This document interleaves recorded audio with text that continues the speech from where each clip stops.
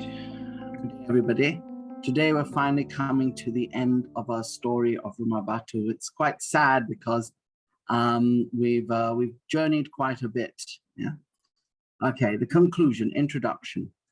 Rumah Batu is a symbol of a lost time. In the middle of all the developments that are taking place around Kuching today, Rumah Batu's significance as a building worth preserving seems to collide with the tide of development. The government cannot do anything to save the fate of the house as it is classified as a private residence. Hence, it is the decision of us, Warises, the Prabangan family, as current caretakers of the house to preserve it for posterity. In other words, it was put in the charge of the family to settle how the house would be preserved. The irony, though, is with all the developments of the modern day, most of the descendants of Datuk Banda, we all have homes of our own. And some of us are pretty well off, but not rich enough to restore the house from an inevitable collapse. Maybe there will be restoration works done. However, in the time that I wrote this, there has been some work in restoring the house to some degree. As of 2008, when this thesis was conceived, a new roof was placed on the house and many wooden pillars have been built to lift the strain of the house from the old concrete pillars, those big pillars behind. In this section, we wish to tie all the points discussed in this book and thesis and try to figure out the direction of Rumah Batu's future. In order to do that, the conclusion will be divided into two parts. In the first section, we will discuss why Datuk Banda built a great house and how such motives would have any practical application in today's world.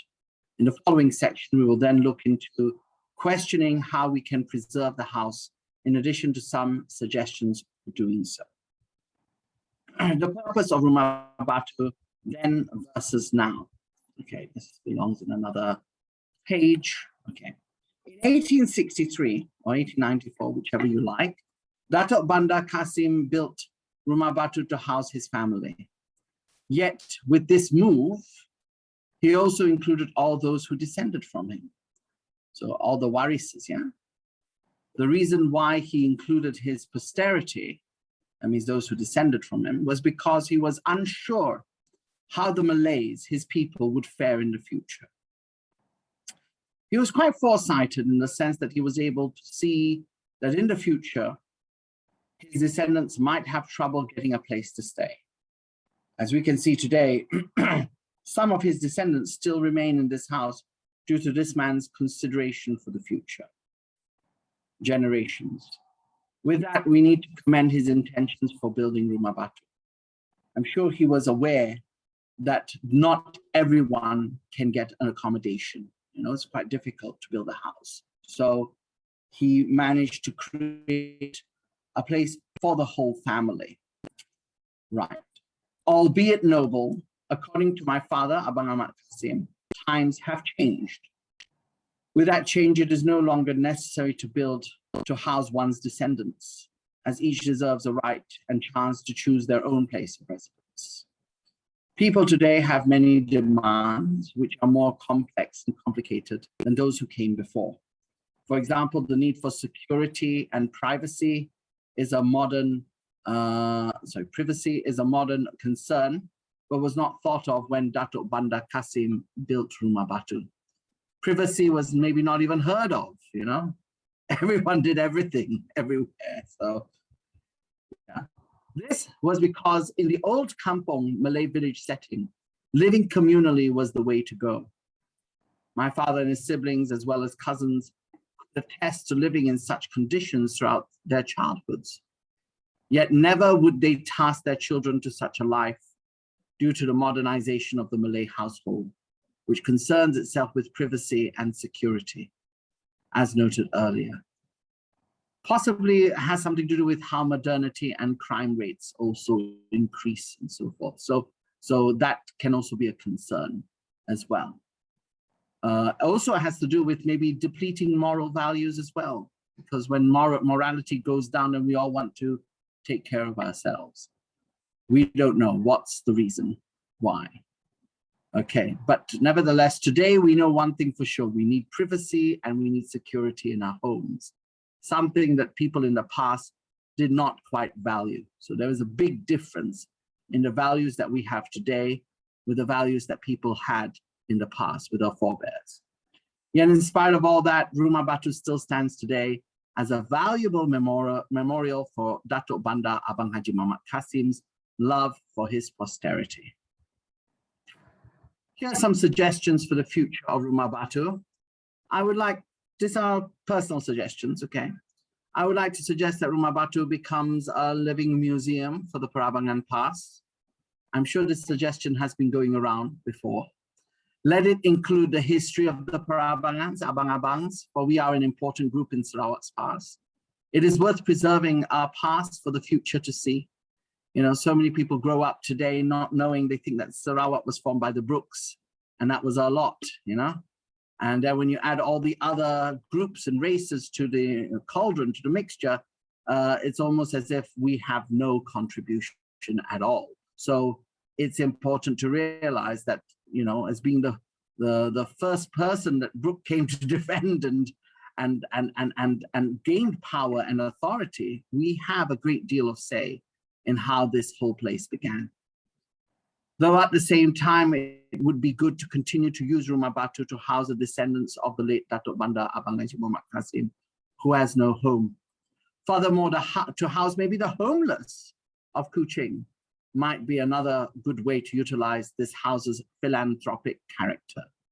No, don't charge, you know, just people stay there. If they are homeless, you know, they need help.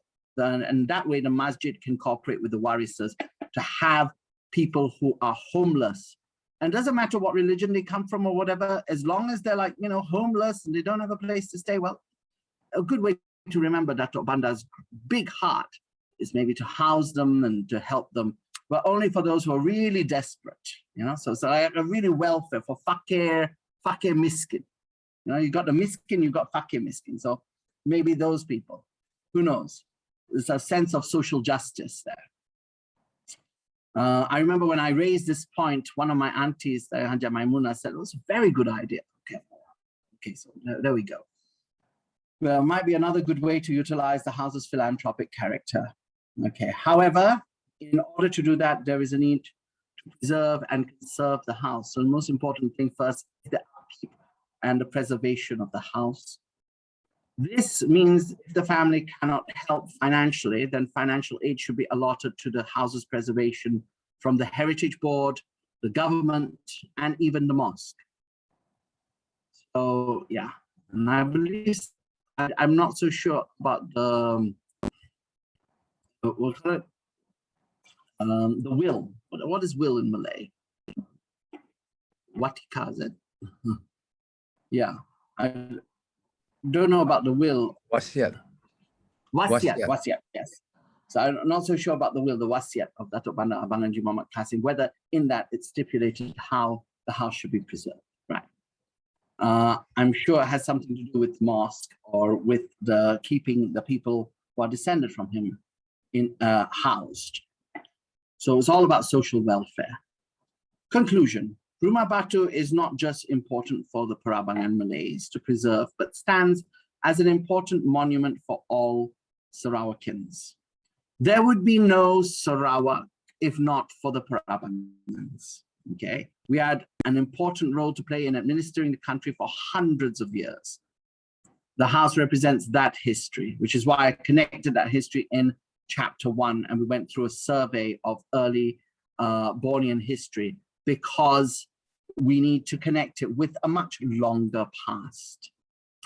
Compared with all the recent events since the 19th century and the histories they carry, this house should be given priority in conservation and preservation. The only problem facing this process is the lack of support and funding, which comes from a lack of knowledge of the house's importance to Sarawak's history. Yet I wish to use this piece of work to create awareness for this history, which has not had much appreciation when reflecting on Brooke and pre-Brooke Sarawak. It is hoped that a two-part approach in bringing linear history, as well as a social history of the house, would have helped to enliven this history for all to see and feel what Rumah Batu stood for in the past, and how we can make it stand for more in the future. With that, that's the end of this book. Okay, it's a very short book, but that's about it. And thank you for listening. Yes.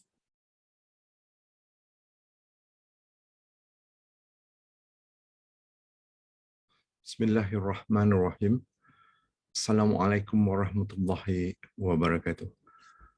Alhamdulillah, kita sudah sampai ke rakaman terakhir dari buku Sejarah Rumah Batu oleh penulisnya sendiri, iaitu saudara Abang Johan, Datuk Abang Kasim.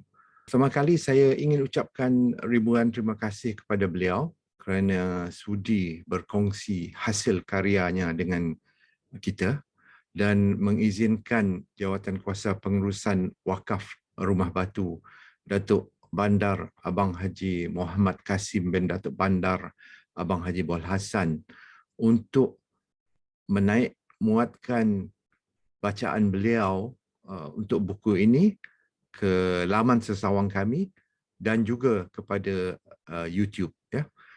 Untuk makluman semua, sekarang sudah ada 7 rakaman siri bacaan buku beliau dan ianya sepanjang lebih 3,5 jam.